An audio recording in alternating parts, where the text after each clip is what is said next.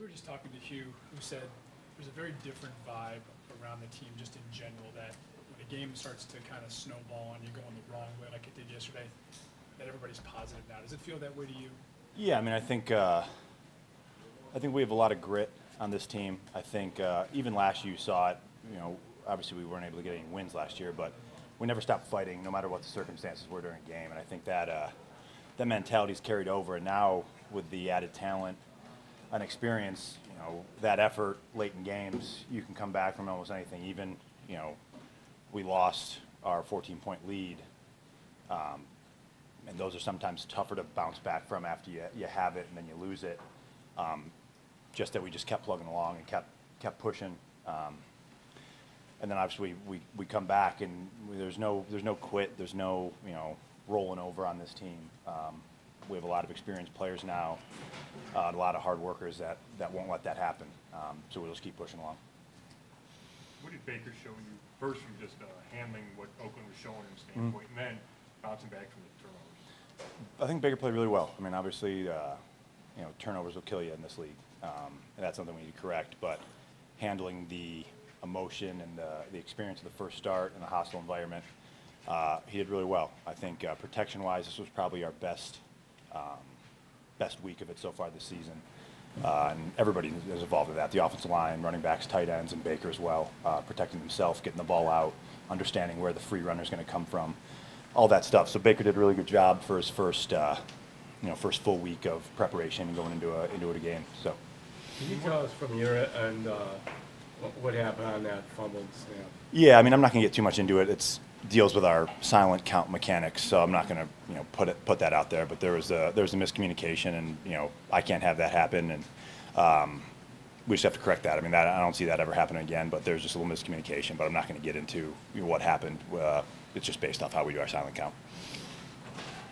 Did you think that Baker's demeanor was just, maybe not even what you'd expect from a rookie to try to keep everybody together through all of that? No, I mean, Baker's that type of guy. I mean, that's what we've seen through training camp and through the season. I mean, he's energetic, he's positive. He's never going to let a bad play or a bad quarter or anything like that kind of get to him. He's always expecting to make the next play. And that's something the offense, the receivers, the offensive line, the running backs can all feed off of. Understanding that no matter what happened in the past, we're one play away from breaking it back wide open. You talked about having to develop that knockout punch when you're up 14, yeah. Put them away. Yep. How do you develop that? I think you just got to learn to kind of put your foot on their throat. I think you can't let teams in this league. Everybody's too good to let a team kind of stick around. You have to be the one to kind of finish them off, and they're not just going to, just what we were talking about, we're not going to go away. We're going to keep fighting, and that's how every team's built. They're experienced football players who no deficit's too big to come back from. So you have to be the one to finish them. You're not going to expect a team to roll over and just hand you the victory. Can you time with the Packers? You guys obviously had that mentality up there. Can you deliver that here somehow, or from your experience? Yeah, I mean, I think everybody understands it. Obviously, we didn't put it together. Yesterday was a game we should have won, and those are the tough ones where you look back, and you kind of see even through the calls and through the turnovers, we were still up 8, and then even in overtime, the defense got a stop. We got the ball, and we could have went down and scored. Those were all opportunities.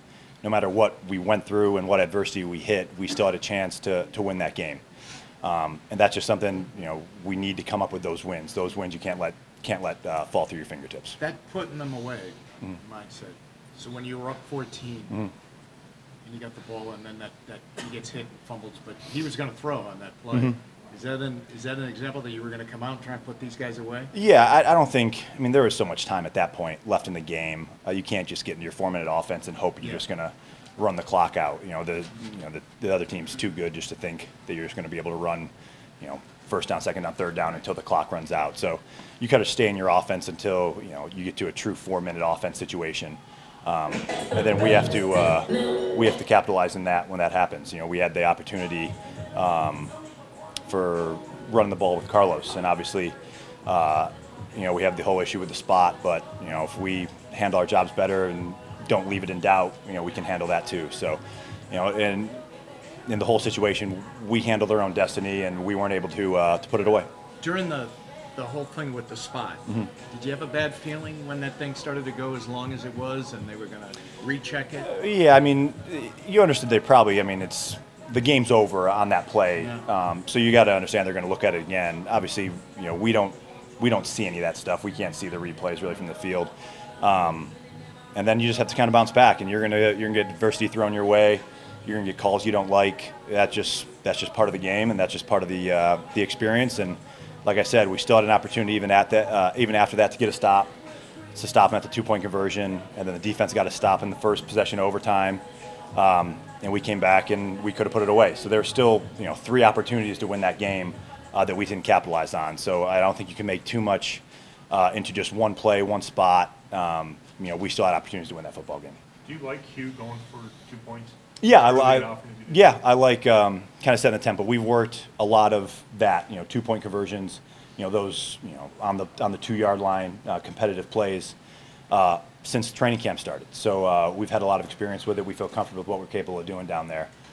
So we like the attitude of, we're going to go out there and it's your job to stop us. And we were close to getting both of them yesterday. We got one. It all evens out comparing to kicking 2, but we always feel confident in our offense and what we can do at the 2-yard line. How about, how nice was it for you guys to see Nick Chubb get the 2 long runs? Yeah, I mean, he ran really well yesterday. I mean, break tackles, ran away from a guy on the first one, kind of showed the 2-dimensional back he is. It was impressive, and it was a big spark. It was a big spark for him to come in, and we had the previous drive we had like a 22-play drive with the penalties involved, and then to come out and get a 2-play drive was nice, and was we hadn't had one of those in a while.